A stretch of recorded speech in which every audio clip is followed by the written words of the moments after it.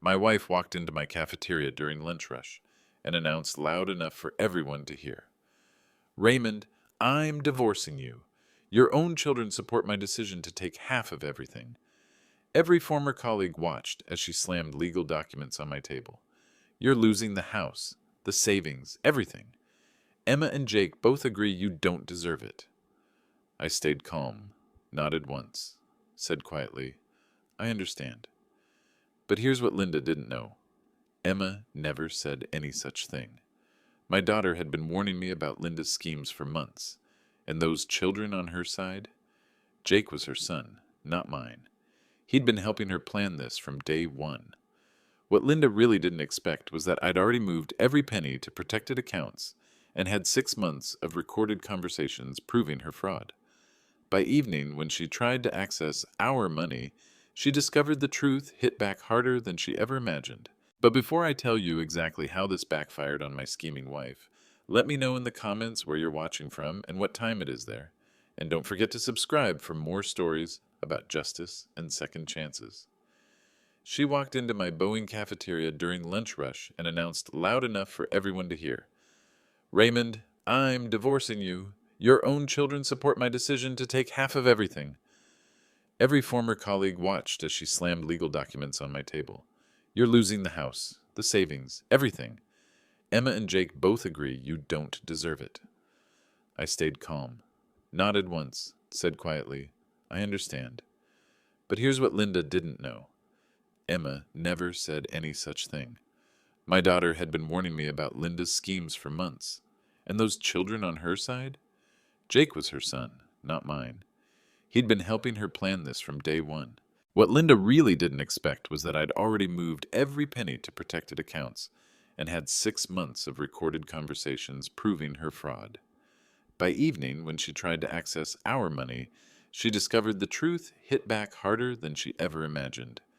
But before I tell you exactly how this backfired on my scheming wife, let me know in the comments where you're watching from and what time it is there. And don't forget to subscribe for more stories about justice and second chances. You're pathetic, Raymond, a confused old man who can't even remember where he put his pills. My wife Linda's voice cut through the Boeing cafeteria like a knife. She'd chosen lunch hour deliberately, when all my former colleagues would be there to witness my public execution. I'm serving you legal papers right here, right now, she announced, waving documents above her head like a victory flag. Raymond Pierce is mentally unfit to control his $1.2 million estate. The children have seen enough. They're on my side completely. The entire cafeteria froze. Conversations died mid-sentence. Tom Henderson, my old project manager, couldn't even look at me. 23 Boeing retirees watched in horrified silence as the woman I'd trusted with everything stripped away my dignity in the place I'd called home for 30 years. My hands started shaking. My chest felt tight. This was it. The moment Linda had been planning all along. But then something inside me went completely calm. I understand, I said quietly, standing up with steady legs. Thank you for making your position crystal clear. What Linda didn't know was that I'd been recording every conversation in our house for 6 months. Every lie, every scheme, every word she thought I was too old and stupid to remember. By 6 p.m. that evening, she'd discovered that some old men are a lot more dangerous than they look. But before I tell you exactly how the 65-year-old engineer destroyed his wife's entire plan, let me know in the comments where you're watching from and what time it is there. And don't forget to subscribe for more stories about justice and second chances. My name is Raymond Pierce, and I'm a 65-year-old retired engineer who spent 30 years building aircraft at Boeing. I helped design the hydraulic systems for the 747 and the emergency protocols for the 777. I raised a daughter who's now in medical school. I built a life worth $1.2 million through decades of careful planning and honest work. But 8 years ago, everything changed when my wife Margaret lost her battle with cancer. The diagnosis came on a Tuesday in March, stage 4 pancreatic cancer. The doctors gave her 6 months. She fought for 8, determined to see Emma graduate from college with her engineering degree. The house in Bellevue became too quiet after the funeral, too empty. Every corner held memories that both comforted and haunted me. Margaret's coffee mug still sat in the kitchen cabinet. Her reading glasses were folded on the nightstand beside her favorite mystery novel, bookmark still marking page 247. Emma was busy with her medical school applications, studying for the MCAT, building her own life. I was proud of her, but I missed having someone to share dinner with, someone to ask about my day, someone to notice if I forgot to take my blood pressure medication. The loneliness crept in slowly, like water seeping through small cracks in a foundation. I'd wake up each morning and make coffee for one. I'd eat dinner watching the evening news alone, the empty chair across from me a constant reminder of what I'd lost. Weekends stretched endlessly. My neighbors were kind enough. The Johnsons would wave from their yard. Mrs. Chen would bring me leftover soup when she made too much. But they had their own families, their own busy lives. I didn't want to be the lonely widower who imposed on everyone's kindness. I started spending more time at the community center, volunteering with their computer literacy program for seniors. That's where I learned about online banking, where I set up automatic payments for all my bills. I was proud of how organized I kept everything. Margaret always said I was methodical to a fault. I never thought about remarrying. Margaret and I had something special, something I believed was once in a lifetime. Then I met Linda at the Starbucks on Main Street. Linda Morrison was sitting alone at a corner table on a rainy Thursday morning, reading what looked like financial documents and sipping a latte. She was attractive in a polished way, blonde hair styled perfectly, clothes that looked expensive but not flashy.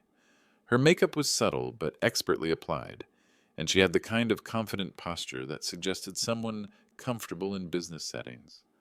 When she dropped her papers and they scattered across the floor, I immediately went to help her gather them up. I couldn't help but notice they were investment portfolios, estate planning documents, the kind of financial planning materials that most people found intimidating. "Thank you so much," she said with a warm smile that reached her eyes. "I'm Linda Morrison. I work at First National Bank downtown, senior financial advisor." "Raymond Pierce," I replied, noting how firm her handshake was. "Retired engineer." We started talking about the weather, but the conversation quickly shifted to more substantial topics. She seemed genuinely interested when I mentioned I was still adjusting to life alone, still figuring out how to manage everything that Margaret used to handle. She asked thoughtful questions about my work at Boeing, about the pension system, about how I manage my finances in retirement. Her questions felt natural, professional, the kind of inquiries a financial advisor would make to understand a potential client's situation. "You must have excellent benefits," she said, leaning forward slightly. "Boeing takes good care of their people, especially engineers with your experience level. 30 years of service? That's a substantial pension package." I found myself sharing more than I usually would with a stranger. She had this way of listening that made me feel heard, understood. She nodded at the right moments, asked follow-up questions that showed she was really paying attention. When she mentioned she was divorced with a son in college, I felt an unexpected connection. Here was another person who understood what it meant to rebuild your life after everything changed. "It's hard, isn't it?" she said softly, her hand briefly touching mine across the table. "Learning to build a life again after everything you thought was permanent just disappears." That touch sent a jolt through me I hadn't felt since Margaret's illness. We met for coffee 3 more times over the next month. Each meeting felt more natural, more comfortable. Linda always asked about my day, my routines, my plans for retirement. She shared stories about working in banking, about helping people organize their estates for maximum tax efficiency. She made retirement sound like an adventure instead of just waiting for the inevitable. She talked about travel opportunities, about investment strategies that could fund hobbies, and experiences I'd never considered. "You know what I love about working with retirees?" she said during our 4th coffee date. "You've earned the right to enjoy your success. Too many people your age just park their money and wait to die. That's not living." On our 5th meeting, she mentioned something that should have been a warning sign, but at the time felt like caring concern. You know, Raymond, smart people like us should stick together. There are so many scams targeting seniors these days. Financial predators who study vulnerable people, learn their routines, exploit their trust. I thought she was trying to protect me. I thought she genuinely cared about my well being. She talked about elderly clients who'd been taken advantage of by unscrupulous family members, by romantic partners who disappeared with their life savings, by financial advisors who slowly drained their accounts through excessive fees and poor investment choices. The worst part, she said, stirring her latte thoughtfully, is that these victims are often too embarrassed to report what happened. They blame themselves for being naive, for trusting the wrong person, but it's not their fault. These predators are professional manipulators. I hung on every word. Here was someone who understood the dangers I faced as an aging widower with substantial assets. Someone who could help me navigate the complexities of financial management in retirement. When she suggested we have dinner at a real restaurant instead of just coffee shop meetings, I felt like a teenager asking for his first date. I chose Anthony's Seafood in downtown Bellevue, the same restaurant where Margaret and I had celebrated our anniversary every year. The irony wasn't lost on me even then. I was using my marriage's special place to begin something new. But Linda made it feel like honoring Margaret's memory, not replacing it. 6 months later, we were married at the courthouse downtown. It was a small ceremony. Just Linda, myself, the officiant, and two witnesses Linda had arranged through her work connections. Emma couldn't make it down from Seattle. She said she had important clinical rotations that week and couldn't get away. I was disappointed, but Linda assured me we'd have a proper celebration later when Emma's schedule lightened up. Family takes time to adjust to change, Linda said, squeezing my hand as we signed the marriage certificate. She'll come around once she sees how happy we are together. Jake, Linda's 22-year-old son, moved in with us right after the wedding. He was a tall, lanky young man who spent most of his time in the basement playing video games on an elaborate setup that must have cost thousands of dollars. When I tried to make conversation, he'd offer grunt responses without looking up from his screen. Give him time, too, Linda explained when I mentioned Jake's standoffish behavior. He's still processing his father's abandonment. The divorce was really hard on him. His dad just disappeared one day, never sends child support, never calls. I understood family trauma. I wanted to be the kind of stepfather who provided stability, who showed Jake what reliable male presence looked like. So I didn't push. I just tried to be consistently kind and available. The first month of marriage was like a honeymoon period. Linda cooked elaborate dinners every night, reorganized the kitchen to be more efficient, and suggested we streamline our finances for tax advantages. It's just smart planning, she said, spreading bank documents across the dining table like she was preparing a presentation. Joint accounts, joint ownership, combined investment portfolios, that's what successful married couples do. It shows complete trust and makes everything simpler for tax filing. I trusted her completely. She worked in banking. She understood these financial instruments better than I did. When she suggested adding her name to the house deed, it seemed not just reasonable but romantic, a symbol of our commitment to building a life together. When she recommended I give her power of attorney for financial decisions, she explained it was purely for convenience and emergency planning. What if something happens to you while I'm at work? She said, her voice filled with what sounded like genuine concern. What if you have a medical emergency and I need to access funds for your care? What if there are time-sensitive investment decisions that need to be made? Her arguments made perfect sense. Margaret and I had never needed formal power of attorney arrangements because we'd made all financial decisions together, in person, over many years. But Linda and I were starting fresh, and she brought professional expertise I simply didn't have. I signed every paper she put in front of me. Joint ownership of the house, joint bank accounts with her name listed first, investment account transfers, a new life insurance policy with Linda as the primary beneficiary. This is what partnership looks like, she said, witnessing my signature on each document. Complete transparency, complete trust. Looking back, I realize I was so grateful for companionship so relieved not to wake up alone every morning that I ignored every red flag waving in front of my face. The way she immediately knew which documents we needed. The way she had connections at the bank who could expedite transfers. The way she asked specific questions about my pension payout schedule and my Social Security benefits. But in those early weeks, it felt like love. It felt like someone finally cared enough to take the burden of financial management off my shoulders. Linda brought energy back into the house. She rearranged the furniture to create better traffic flow, bought new curtains that let in more natural light, and slowly started moving Margaret's photographs to less prominent places. "We need to make this our home," she explained when I found Margaret's wedding picture tucked away in a drawer.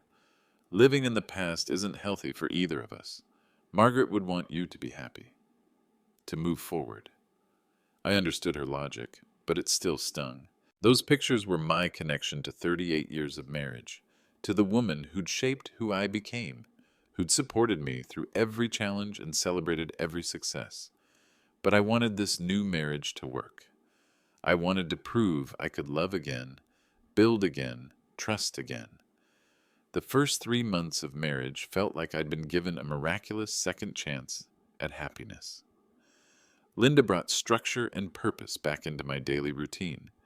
She knew when my doctor appointments were scheduled, reminded me to take my blood pressure medication, and even arranged for a lawn service so I wouldn't have to worry about yard work in the Pacific Northwest rain. Linda took over all the household finances with impressive efficiency and attention to detail that rivaled my own engineering methodologies. She set up automatic transfers between our accounts, organized all our important documents in color-coded filing systems, and created detailed spreadsheets tracking every expense down to the penny. "You don't need to worry about any of this administrative stuff anymore," she said, patting the stack of bank statements and investment reports. "I'll handle all the money management. You just focus on enjoying your retirement. Maybe pick up some hobbies you never had time for during your working years." For the first time in 8 years, I felt genuinely taken care of. Linda reminded me about prescription renewals before I ran out of medication, scheduled routine maintenance for my car, and made sure our insurance policies were up to date and properly coordinated. Jake gradually warmed up to me, or at least became more comfortable sharing space in the house. He'd join us for dinner occasionally, though he rarely put down his phone long enough to contribute to conversation. When I offered to help him find a job or maybe look into college courses at the community college, Linda quickly intervened. "He's taking a gap year to figure out his direction in life," she said firmly. "Not everyone moves at the same pace, Raymond. Jake needs time to process his father's abandonment before he can focus on his future." I didn't push the issue. I wanted to be the kind of stepfather who respected boundaries, who didn't try to force relationships, or impose my own timeline on a young man who'd already experienced one important male figure disappearing from his life. But I noticed things. Jake's expensive gaming equipment, his designer clothes, the way he talked casually about getting his own apartment soon, as if money wasn't a concern. But things began to change in ways I couldn't quite name at first. Linda became more businesslike about our relationship, more focused on practical matters than emotional connection.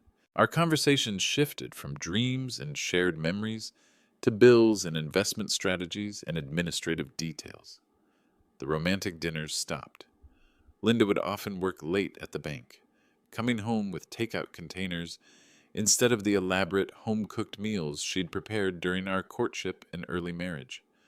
When I suggested we plan a weekend getaway, she said we needed to focus on financial consolidation before spending money on luxuries. "We need to talk about updating your will," she said one evening over Chinese takeout. "Now that we're married, everything should reflect our new family structure and financial situation." She'd already consulted with a lawyer friend of hers, someone who specialized in estate planning for older clients. The proposed new will would leave everything to her, with provisions for Jake and Emma to inherit portions after her death.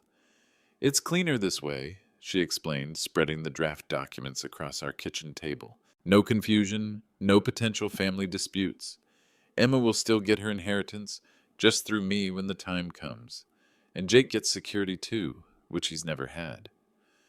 Something felt fundamentally wrong about that arrangement, but Linda's logic seemed financially sound. She was my wife now. In traditional marriages, spouses inherit everything.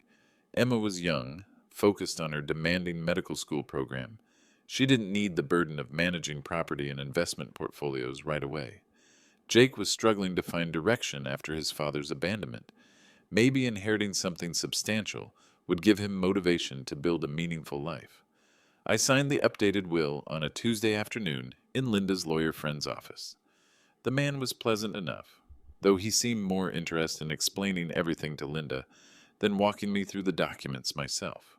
Just sign here, here, and initial there, he said, pointing to highlighted sections with his expensive pen. Your wife has explained all the provisions correctly. This really is the most efficient structure for your family's situation. That evening, I called Emma to let her know about the will update. Bet 9, 350, 350 words. The conversation with Emma didn't go well at all. Dad, are you absolutely sure about this? She asked, her voice tight with concern. You barely know Linda. Why would you give her complete control over everything you and Mom built together over 38 years of marriage? She's my wife now, Emma. This is what married people do. We make decisions together, we plan for the future together. There was a long pause on the phone. I could hear her studying in the background, papers rustling, the sound of her highlighter on textbook pages. This isn't like you, Dad. You've always been so careful with money, so methodical about big decisions. Remember how you researched cars for 6 months before buying your Honda? But you're signing over your entire estate to someone you've known for less than a year? Her words stung because they contained truth I didn't want to acknowledge. I had been methodical about financial decisions my entire adult life. Margaret and I had spent weeks researching every major purchase, every investment choice, every insurance policy change. I'm not signing everything over, I said defensively. It's still my will. Linda just gets everything when I die, which is normal for married couples. Dad, you're 65 years old and healthy. You could live another 20 or 30 years. A lot can change in that time. What if this marriage doesn't work out? What if Linda isn't who you think she is? I felt a flash of anger at my daughter's skepticism about my judgment, my ability to choose a life partner, my capacity to make my own decisions.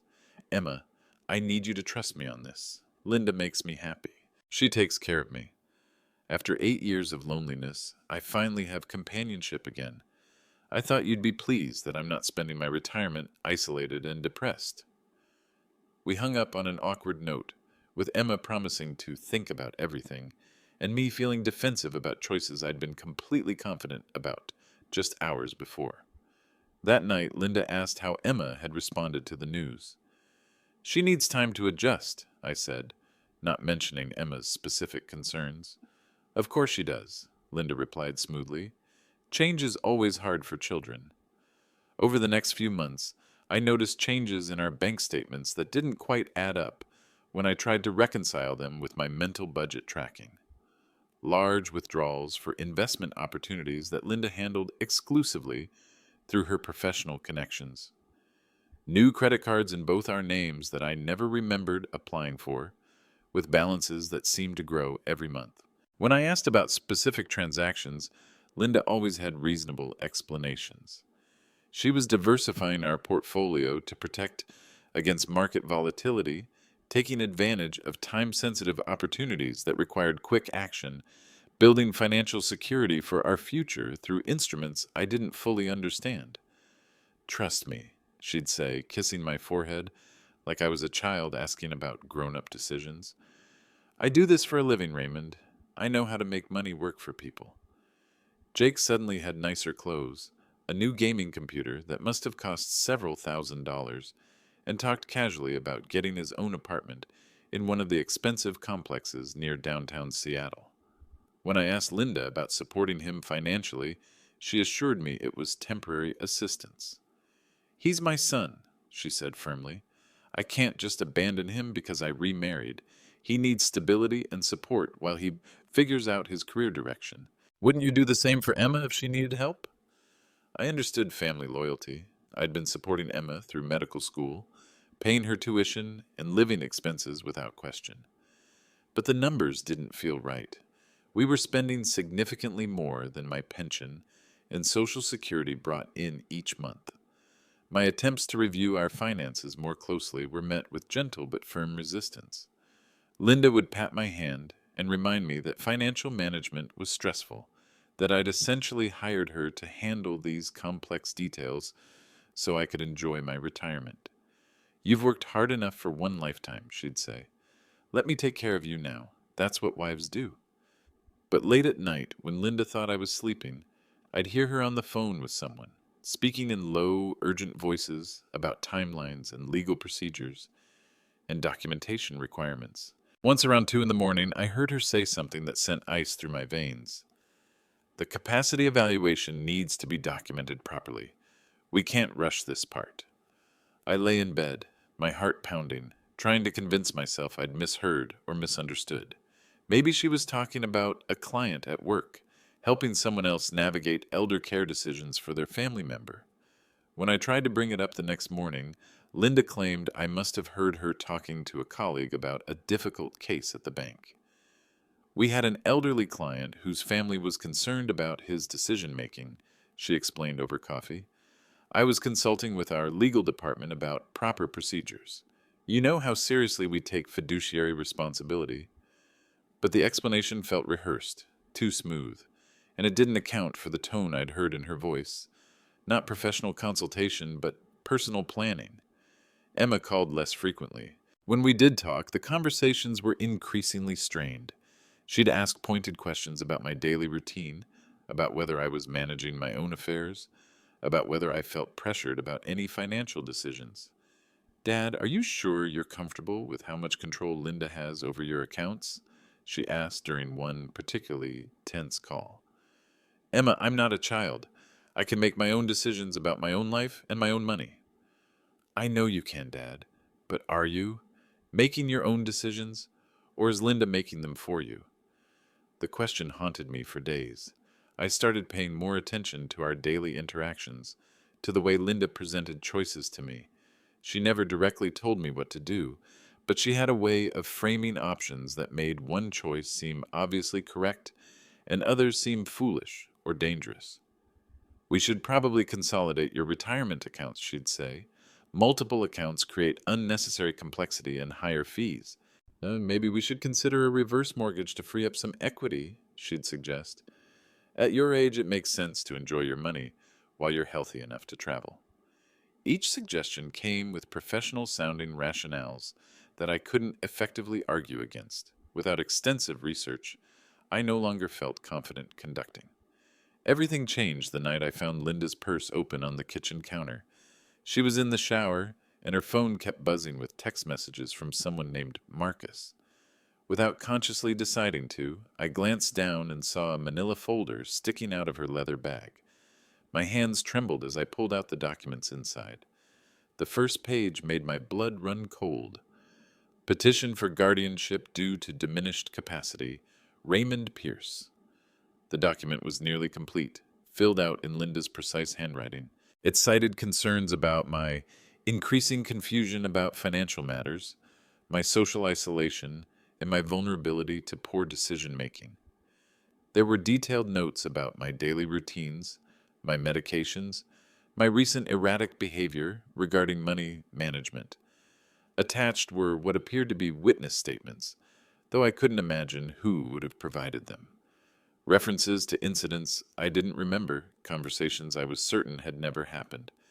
At the bottom was a business card for a lawyer I'd never heard of, someone who specialized in elder law and guardianship proceedings. There were handwritten notes in the margins about filing deadlines and required medical evaluations. My chest felt tight, like someone had wrapped steel bands around my lungs. I could hear my heartbeat in my ears, could feel sweat breaking out on my forehead despite the cool evening's air. This woman I'd married, this woman I'd trusted with everything I owned, was planning to have me declared legally incompetent so she could gain complete control over my life and assets. When Linda came downstairs 10 minutes later, hair still damp from her shower and wearing the silk robe I'd bought her for our 3-month anniversary, I was sitting at the kitchen table with the documents spread out in front of me. What's this? I asked, my voice surprisingly steady despite the chaos in my chest. She stopped in the doorway like she'd hit an invisible wall. Her face cycled through surprise, anger, calculation, and then settled on something like pity. Raymond, she said softly, I found those papers at work. A colleague asked me to review them as examples of the kind of cases we see. They're not, they're just templates. But I saw the truth in her eyes before she'd finished constructing the lie. We need to talk about this tomorrow, she said, moving toward me with her hands outstretched like she was approaching a frightened animal. When we're both less emotional, when we can discuss this rationally. But I was done being managed, done being handled, done being treated like a confused old man who couldn't understand his own situation. No, I said, standing up and gathering the papers into a neat stack. We need to talk about this right now, tonight. While you still think you can convince me these are just work samples. Linda's mask slipped for just a moment, and I saw something cold and calculating underneath the concerned wife persona she'd been maintaining for months. Raymond, you're overreacting. You're confused about what those documents mean. Let me explain. I'm confused? I interrupted, my voice rising for the first time in our marriage. I designed aircraft hydraulic systems for 30 years. I managed million-dollar project budgets. I raised a daughter who's going to be a doctor, but I'm too confused to read a legal petition with my own name on it. She tried a different approach, moving closer and reaching for my hand. Honey, I know this looks bad, but you have to trust me. I would never do anything to hurt you. I love you. But the word love sounded hollow now, like an actor delivering lines in a play she'd stopped caring about. The next morning, Linda was gone. No note, no explanation, no goodbye. Her car was missing from the driveway, and most of her clothes were gone from our bedroom closet. The bathroom counter, which had been crowded with her expensive skincare products and makeup, was suddenly empty except for my own few toiletries. Jake claimed he didn't know where she'd gone, but he avoided making eye contact when he said it. He spent the day packing his belongings into garbage bags and cardboard boxes, moving with the urgency of someone who knew the situation was about to get much worse. This whole thing is really messed up, he said, not quite meeting my eyes, as he loaded his gaming equipment into his friend's pickup truck. For 3 days I sat in that empty house, trying to understand what I'd missed, what signs I'd ignored, what I'd done wrong to deserve this betrayal. I called Linda's work, but they said she'd taken emergency family leave. I called her sister in Portland, but Helen claimed she hadn't heard from Linda in months. The silence was deafening. After months of Linda's constant presence, her organizational energy, her management of every detail of our daily life, the house felt like a tomb. I found myself opening cabinets just to see the empty spaces where her things had been, trying to piece together how much of our life together had been real. On the 4th day, Jake finished packing his belongings and told me he was moving in with friends in Seattle. I'm really sorry, Raymond, he said, leaving his house key on the kitchen counter where Linda used to sort through our daily mail. I never wanted any of this to happen. I needed a place to live, and Mom said everything would work out fine. He paused at the front door, looking back at me with something that might have been genuine regret. For what it's worth, I think you're a good You deserve better than this. After he left, the house became completely silent, except for the familiar sounds that had been there before Linda arrived. The refrigerator humming, the heating system cycling on and off, the grandfather clock in the hallway marking time with mechanical precision. I called Emma that night, my pride finally broken down enough to admit I needed help. Dad? She answered on the first ring, her voice tight with worry. Are you okay? I've been trying to reach you for days. Linda's gone, I said, and the whole story came pouring out. The documents, the financial changes, the lies, the guardianship petition. Everything I'd been too proud or too confused to see clearly. Emma drove down from Seattle the next morning, canceling her clinical rotations to spend the weekend helping me piece together the wreckage of my finances and my judgment. Emma and I spent hours going through bank statements, reviewing legal papers, trying to understand the full scope of what Linda had done and what she'd been planning to do. The picture that emerged was methodical, professional, and absolutely chilling. Dad, Emma said quietly, spreading financial documents across the dining table where Linda used to manage our household budget. I think Linda was planning to steal everything. The competency evaluation, the will changes, the financial control. This is a classic elder abuse pattern. And she showed me printouts she'd found online about financial predators who target recently widowed seniors, about the warning signs I'd missed, about the legal strategies these criminals use to gain control over their victims' assets. They call it sweetheart scamming, Emma explained. The perpetrator studies the victim, learns their routines and vulnerabilities, then builds a romantic relationship designed specifically to facilitate financial exploitation. I stared at my daughter, this brilliant young woman who was going to be a doctor, and felt ashamed that she understood what I'd been too lonely and grateful to recognize. How could I have been so stupid? I asked. You weren't stupid, Dad. You were grieving and lonely, and Linda is apparently very good at manipulating people. This isn't your fault. But it felt like my fault. It felt like I'd betrayed Margaret's memory, endangered Emma's inheritance, and proven that I really was too naive and confused to manage my own life. Then my phone rang. The caller ID showed Linda's number. Raymond, we need to meet, she said, her voice cold and businesslike, completely different from the warm, caring tone she'd used throughout our courtship and marriage. I have some things to discuss with you about our financial situation. She suggested Luigi's restaurant downtown, a place we'd never been together. Something about meeting on neutral ground, she said. I should come alone. Emma wanted to accompany me, but I insisted this was something I needed to handle myself. If she's planning something public, Emma said, it's because she thinks you'll be too embarrassed to fight back. Don't let her intimidate you, Dad. But when I walked into Luigi's restaurant and saw Tom Henderson, my former project manager from Boeing, sitting at his usual Tuesday lunch table, I realized I'd been set up again. Linda had known Tom would be there. She'd chosen this restaurant, this time, this day, specifically because she wanted a witness to whatever was about to happen. Tom smiled and waved me over to join him, completely unaware he was about to become an unwilling participant in Linda's latest manipulation. We were halfway through reminiscing about the old days at Boeing, laughing about the challenges we'd faced developing new aircraft systems, when Linda appeared. She looked different than she had during our marriage, harder somehow, more formal. She was wearing a dark business suit and carrying a manila envelope, and she had the expression she probably used when delivering bad news to clients at the bank. Raymond, she said loudly enough for nearby tables to hear, I'm glad Tom is here to witness this conversation. My stomach dropped. Whatever was coming, she wanted an audience for it. She wanted Tom to see whatever humiliation she had planned.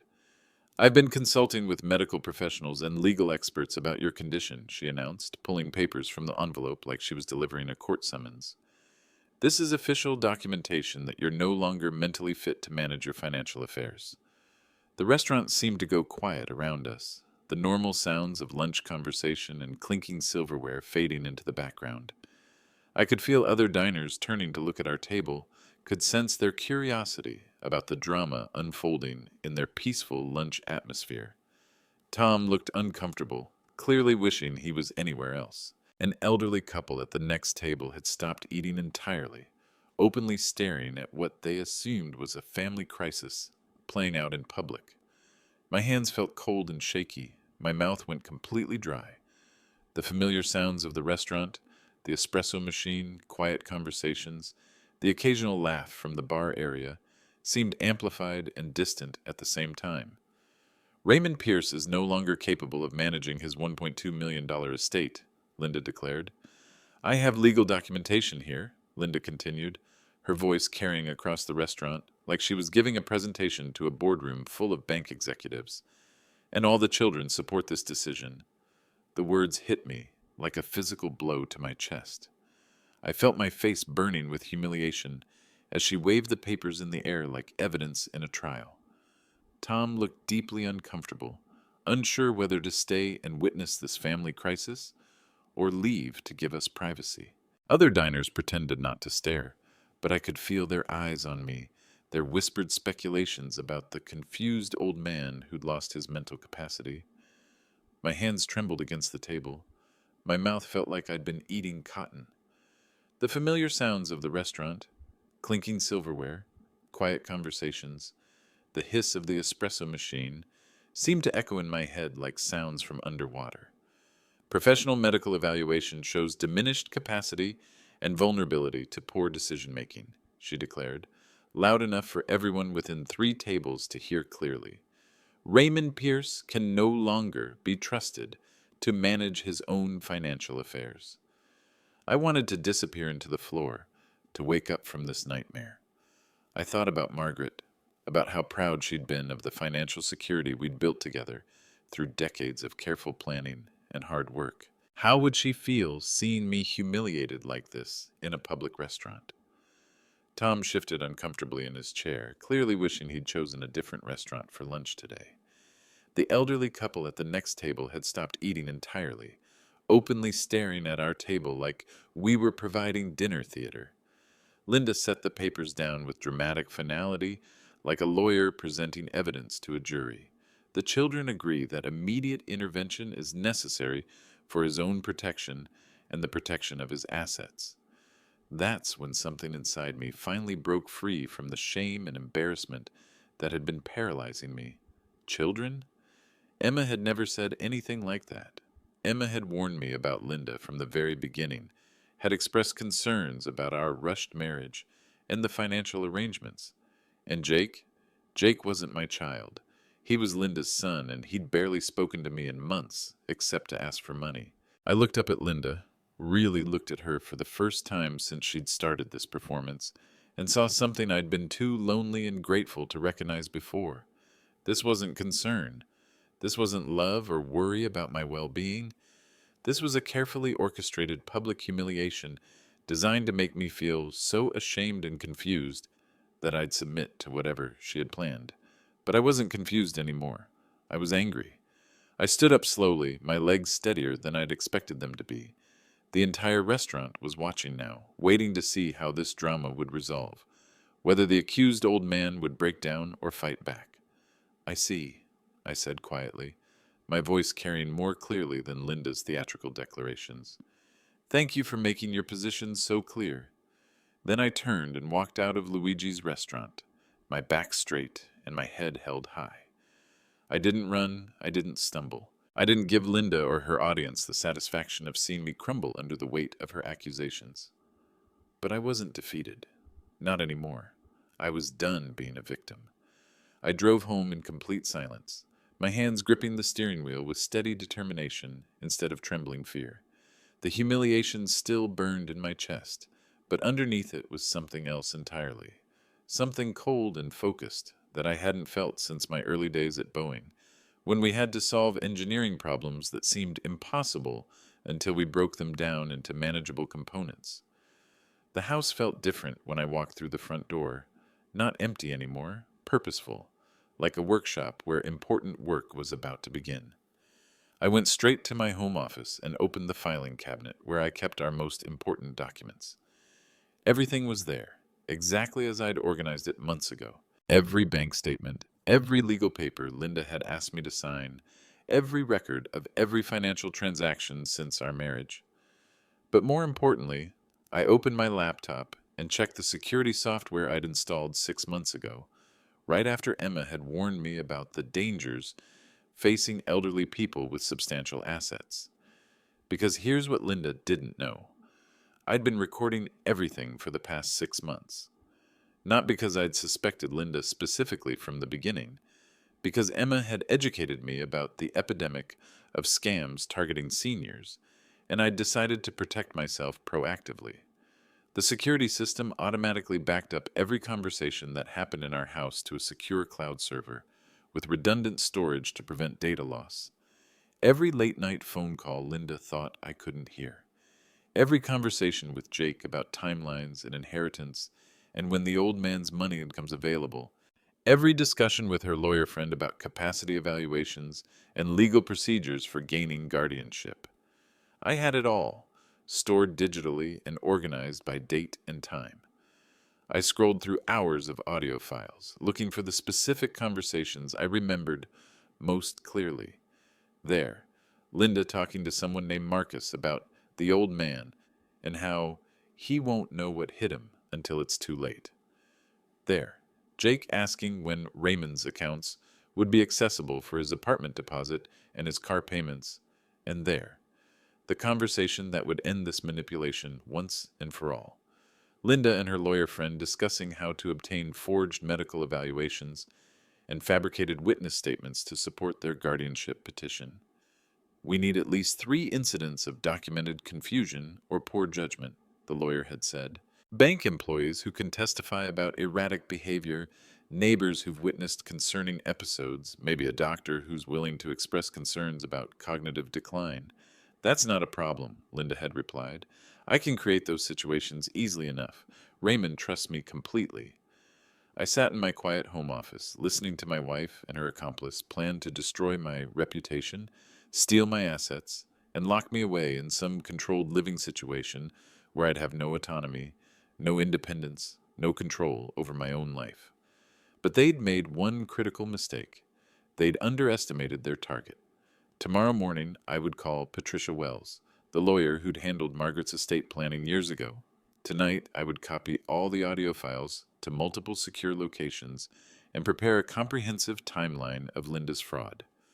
For the first time in months, I felt like myself again. Not a confused old man, not a victim, but an engineer solving a complex problem with methodical precision. I called Patricia Wells first thing Wednesday morning. Patricia had handled Margaret's estate planning and our tax preparation for years, and I trusted her completely. She agreed to see me immediately when I explained the urgency of the situation. Raymond, I'm so sorry this happened to you, she said after I'd played her selected recordings from Linda's conversations.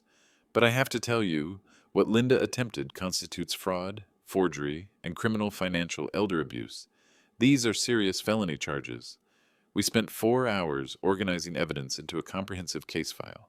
The forged competency evaluation documents, the unauthorized financial transactions Linda had made using her power of attorney, the recordings of Linda and Jake planning to inherit everything once I was declared incompetent and institutionalized. The good news, Patricia said, reviewing bank statements and legal documents, is that you still own everything. Linda only had power of attorney, not actual ownership of your assets. We can revoke that authority immediately and lock her out of all your accounts. She made calls to my bank while I sat in her office, explaining that their client had been the victim of attempted financial fraud and needed to secure his assets immediately. Within 2 hours, Linda's access to our joint accounts was frozen, pending a formal investigation. What about the house? I asked. Joint tenancy can be dissolved by either party when there's evidence of fraud, Patricia explained. We'll file the paperwork today. Linda will have no legal claim to your property once we present this evidence. She also helped me draft a new will, naming Emma as my sole beneficiary, and explicitly excluding Linda from any inheritance, with detailed documentation of the reasons for this exclusion. The most important call was to Detective Sarah Chen at the Bellevue Police Department.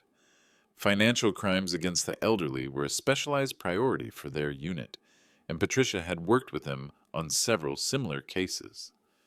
We'll need you to file a formal complaint with supporting evidence, Detective Chen explained, but with this level of documentation, we can definitely pursue criminal charges for fraud and attempted financial abuse.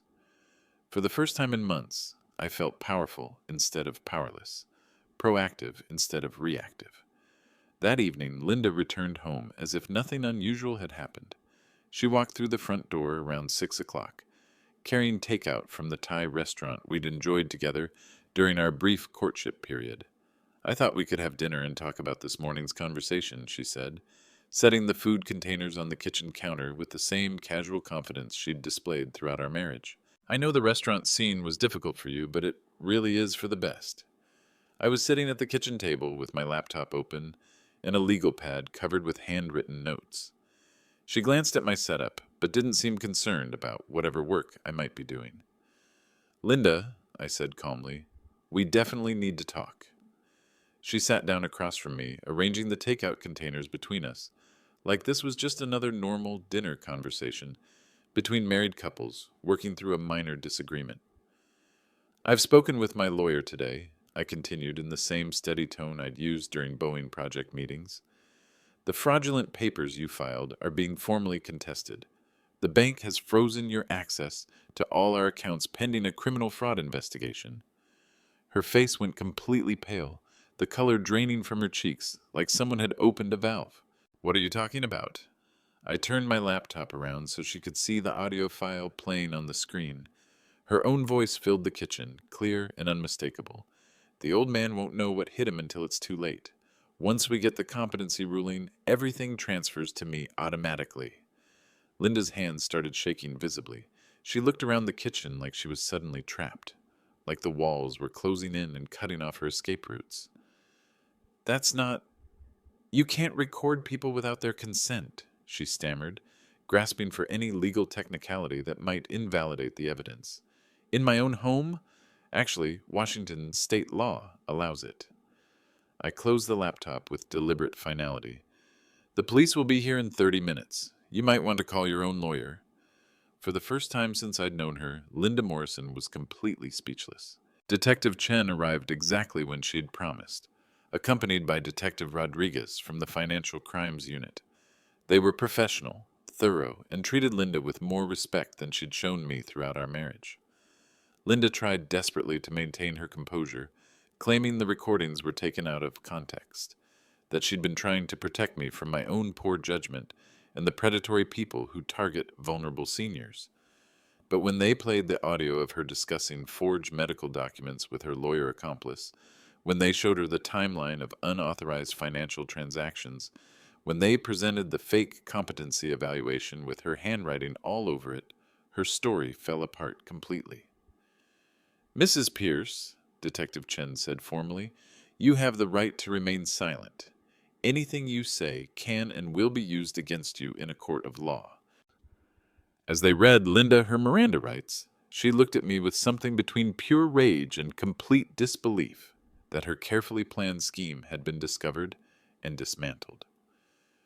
You don't understand what you've done, she said, her voice shaking with anger instead of the fear I'd expected. You're old, Raymond. You can't take care of yourself properly. I was helping you, taking responsibility for decisions you're not equipped to make anymore. By stealing from me? I asked quietly.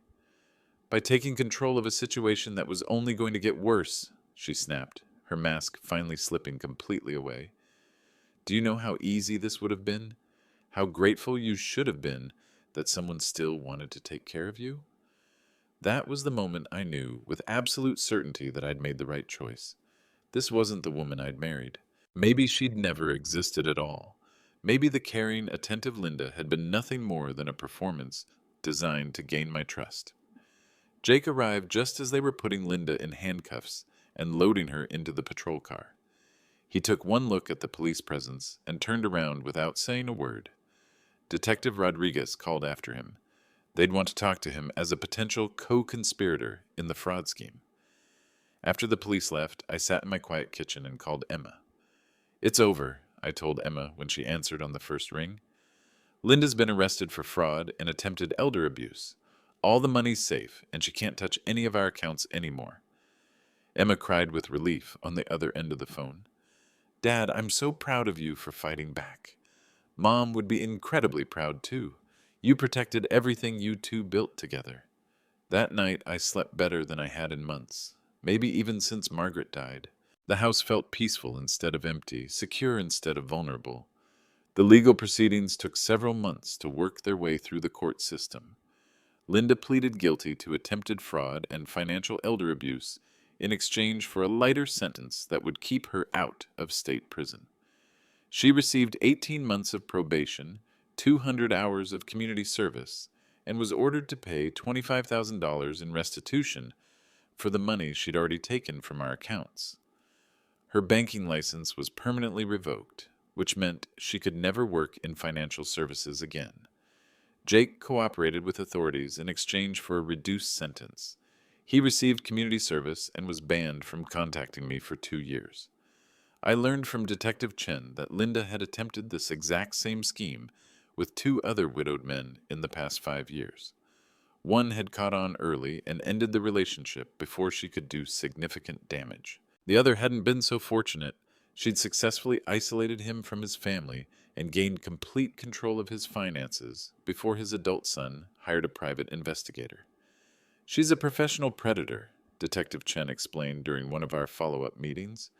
She specifically targets lonely seniors with substantial assets and weak family support systems.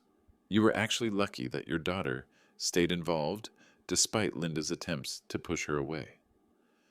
The house felt completely different after Linda was gone. Quieter, yes, but not empty the way it had been after Margaret died. This was a peaceful quiet, a secure quiet. I put Margaret's pictures back where they belonged and slowly reclaimed my own space, my own routines, my own sense of control over my daily life. Emma visited every weekend for 2 months, helping me reorganize everything Linda had changed or moved or hidden. We went through all the financial documents together, making sure I understood exactly where every account stood and how to protect myself from future manipulation. Dad, Emma said one Saturday morning over coffee in our newly reclaimed kitchen, I want you to promise me something important. If you ever decide to date again, and I really hope you do someday, please let me meet them first.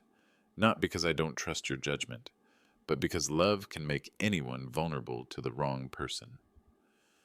I promised her I would, but honestly, the idea of opening my life to someone new felt almost impossible. Linda had taken more than money from me. She'd stolen my ability to trust my own instincts about people, my confidence in reading character and motivation. 3 months after the trial ended, I received an envelope forwarded through Patricia Wells's law office. The return address showed it was from a women's correctional facility in Oregon, where Linda was serving her community service sentence. The letter was handwritten on institutional stationery, 3 pages of careful script that looked nothing like the confident signature Linda had used when we signed our marriage certificate. Dear Raymond, it began, I know you probably don't want to hear from me ever again, but I need to tell you some things that the court proceedings didn't cover, some truths that might help you understand what really happened. She went on to claim that her targeting of me hadn't been random or opportunistic. She'd methodically researched Boeing retirees with substantial pensions, looking specifically for recent widowers who seemed socially isolated. She'd known about Margaret's death, about Emma being away at medical school, about my net worth and my daily routines before we had ever accidentally met at that coffee shop. I want you to understand that my feelings for you weren't entirely fake, she wrote in what felt like one final manipulation. I did come to care about you, in my own way, but I'd been planning this type of financial scheme for years, and I convinced myself that you'd actually be better off with someone professionally managing your assets. The rationalization in her letter was absolutely stunning. Even now, facing the legal consequences of her criminal behavior, Linda was still trying to frame fraud and attempted theft as some kind of caregiving service. But the most disturbing part was her detailed description of Jake's role in the scheme. He hadn't been a reluctant participant or an unwilling accomplice. He'd been actively involved from the beginning in researching my background, my financial situation, my daily routines, my emotional vulnerabilities. The sullen young man playing video games in my basement had actually been gathering intelligence the entire time. Jake feels terrible about his part in all of this, she wrote, though her description of his behavior suggested otherwise. He's in therapy now, trying to understand why he went along with my plans. We both hope that someday you might find it in your heart to forgive us for the mistakes we made. The letter ended with a request that felt like one final attempt at manipulation. I understand if you can't forgive me right now, but please don't let what I did make you close your heart to finding companionship again. You deserve to be happy, Raymond. You deserve to be loved honestly by someone who genuinely cares about your well-being. I read the letter 3 times, then set it on the kitchen table where Linda had once laid out all the legal documents she'd wanted me to sign without reading carefully. Then I sat down and wrote my response. It was much shorter than Linda's letter. Linda, I wrote, I received your letter, and I want you to know that I do forgive you. Not because you asked for it, and not because I believe your explanations about trying to help me, but because carrying anger toward you would only continue to hurt me. I paused there, thinking about what Emma had taught me about the important difference between forgiveness and trust, between compassion and enabling harmful behavior. However, I continued, forgiveness doesn't mean forgetting what happened, and it certainly doesn't mean welcoming you back into my life in any capacity. What you did was calculated, deliberate, and profoundly cruel, I continued writing. You didn't just attempt to steal money, you stole my sense of safety in my own home, my ability to trust my own judgment, my confidence in my capacity to make good decisions about my own life.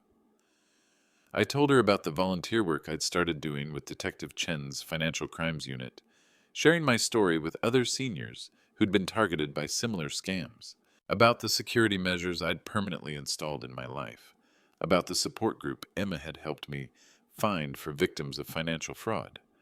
Your actions had consequences that go far beyond your 18 months of probation and community service, I wrote. But they also had one result you probably didn't anticipate. They made me stronger, more careful, and more determined to protect both myself and other vulnerable people from predators like you. I sealed the letter and walked it to the mailbox myself, raising the flag with a sense of finality. This would be the last communication I'd ever have with Linda Morrison. 6 months later, Emma called with news that filled me with both joy and a protective fear I hadn't expected. Dad, I have something exciting to tell you, she said, her voice bright with happiness. I met someone special. His name is David. He's a resident in pediatric surgery, and I'd really like you to meet him soon. My first instinct was immediate protective concern. After Linda's betrayal, the idea of anyone new entering our family circle felt potentially dangerous. But as Emma talked about David, his kindness to his patients, his dedication to his medical training, his close relationship with his own father, who'd raised him alone after his mother died, I realized that Linda's manipulation had actually taught me something valuable. I'd learned to recognize the difference between genuine love and calculated manipulation, between honest trust building and psychological exploitation, between sharing your life with someone and surrendering your autonomy to them. What would you do if you discovered your spouse was planning to steal everything from you? Leave your thoughts in the comments. 2 years after Linda's arrest, my life had settled into a new rhythm that felt both secure and hopeful. I'd joined a hiking group for seniors that met every Saturday morning, started volunteering at the community center's financial literacy program for older adults, and even began taking Spanish classes at the local community college. Emma finished medical school with honors and moved back to Seattle for her residency at Children's Hospital. She brought David to dinner every few weeks, and I found myself genuinely enjoying his company. He was nothing like Jake, engaged, respectful, genuinely curious about my work at Boeing and my experiences as an engineer. Your dad's stories about aircraft design are fascinating, he told Emma one evening as we cleaned up after dinner. I had no idea how much complex problem solving went into every single component. I'd also started dating again, very carefully and with Emma's full knowledge. I met Catherine Wilson at the hiking group, a retired elementary school teacher whose husband had died of a heart attack 3 years earlier. She was patient with my caution, understanding when I insisted on keeping our finances completely separate and taking every step of our relationship very gradually. Trust takes time to rebuild, she said when I explained about Linda's betrayal. I'm not going anywhere. We can move as slowly as you need. But perhaps the most meaningful change was the work I'd started doing with Detective Chen's Financial Crimes Unit. They'd asked me to speak with other fraud victims, to help them understand that being deceived doesn't make you stupid or weak or naive. Predators like Linda are skilled professionals, I'd tell the support groups. They study human psychology, they target our best instincts, our desire for companionship, our willingness to trust people we love, our hope that someone cares about our well-being. Being targeted by someone like that doesn't reflect poorly on your intelligence or judgment. Mapua. One afternoon, while reviewing my monthly bank statements, a habit I would never abandon again, I found a certified letter waiting in my mailbox. The return address made my stomach tighten involuntarily. Linda's defense attorney. Inside was a single-page notification that would close this chapter forever. The courthouse was smaller than I'd expected, nothing like the dramatic courtrooms you see in legal television shows. Linda sat at the defendant's table wearing a standard orange jumpsuit, her once perfectly styled hair pulled back in a simple ponytail. She looked older, worn down, but not particularly remorseful when she glanced back at the gallery where I sat. Linda had violated the terms of her probation by creating a fake dating profile and attempting to contact another elderly widower through an online platform. The victim's daughter had discovered the communication and reported it to authorities. Linda was being sent to serve the remainder of her original sentence in county jail. When Judge Martinez called my name to deliver a victim impact statement, I walked to the witness stand with notes I'd prepared, but found myself speaking from the heart instead of reading from my prepared remarks. Your Honor, I began, my voice steady despite the emotional weight of the moment, Linda Morrison didn't just attempt to steal my money or my property. She stole something much more fundamental, my ability to trust my own judgment about people, my sense of security in my own home, my confidence in my capacity to make good decisions about my own life. I told the court about the months of self-doubt that followed her arrest, about questioning every choice I'd made since Margaret's death, about the shame I'd felt sitting in that restaurant, while Linda publicly declared me mentally incompetent. She made me feel like a foolish old man who couldn't take care of himself, who needed someone else to make basic decisions about his own existence, I continued. She almost convinced me that I deserved to have my autonomy stripped away. But then I talked about what I'd learned through this experience, about the inner strength I discovered in fighting back, about the other seniors I'd been able to help protect through my volunteer work with the police department. Linda Morrison is highly skilled at identifying and exploiting human vulnerability, I said, looking directly at her as I spoke. But she made one critical miscalculation with me. She underestimated the difference between being lonely and being weak. I described the systematic way she'd researched and targeted me, the professional precision with which she'd manipulated my emotions and my trust. The court needed to understand that this wasn't a crime of passion or desperation, but a calculated predatory scheme. I hope she gets the help she clearly needs to understand why she chooses to hurt vulnerable people, I concluded. But more importantly, I hope she gets enough time to think seriously about the real human cost of breaking trust, about the damage that extends far beyond financial loss. Judge Martinez sentenced Linda to 2 years in county jail, with credit for time already served. As they led her away in handcuffs, she looked back at me once. I couldn't read the expression on her face, and I realized I no longer cared to try. Emma was waiting for me in the courthouse hallway, along with Catherine and David. Detective Chen shook my hand and thanked me for my testimony. Your case helped us strengthen our investigative protocols for financial elder abuse, she said, and your volunteer work with victims has been invaluable to our community outreach program. That evening we had dinner at Luigi's restaurant, my suggestion. I wanted to reclaim that space, to replace the memory of public humiliation with something positive and empowering. To Raymond, Catherine raised her glass of wine in a toast, for showing all of us that dignity can't be taken away, only temporarily misplaced.